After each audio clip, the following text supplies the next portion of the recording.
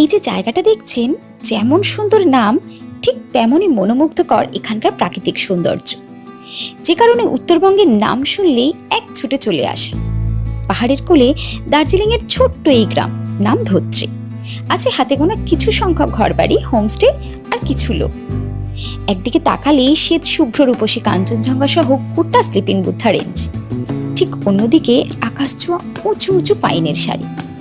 পূবাকাশের দিগন্ত চিরে সূর্যি মামার প্রথম ছোঁয়া যখন এসে পড়ে কাঞ্চনজঙ্ঘার বুকে, তার সেই আগুন রাঙা রূপ সত্যিই অবর্ণনীয়। ধরতে গেলে প্রায় সারাদিনই চোখের সামনে জলজল করে কাঞ্চনজঙ্ঘা। অপরদিকে উঁচু উঁচু পাইনের মাথা টপকে আলোর আর এসে পৌঁছানো হয় না মাটিতে। সারাদিনই প্রায় চলে আলো আঁধারের খেলা, মেঘের আনাগোনা। এখানে আমাদের ঠিকানা হলো গাভিয়া হোমস্টে। ঘরে বসেই সূর্যোদয় থেকে সূর্যাস্ত সবটাই উপভোগ করা যায় এখান থেকে। একদিকে আছে সুন্দর এক বিস্তৃত ভ্যালি, যার সৌন্দর্য উপভোগ করতে করতে ব্যালকনিতে বসে এক কাপ চা হাতে নিয়ে কাটিয়ে দেওয়া যায় বেশ অনেকটা সময়। এখান থেকে একটু হাতে সময় নিয়ে পাইনের জঙ্গলের মধ্যে দিয়ে রডোডেনড্রনের গন্ধ নিতে নিতে হেঁটে পৌঁছে যাওয়াই যায় টুমলু আর টুমলিং। গোটা পথের সঙ্গী হবে কিন্তু সেই কাঞ্চনজঙ্ঘা তথা স্লিপিং বুদ্ধ।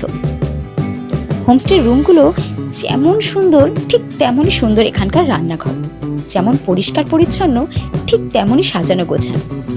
খাবার থেকে শুরু করে আতিথেয়তা সবকিছুই মন ছুঁয়ে যাবে।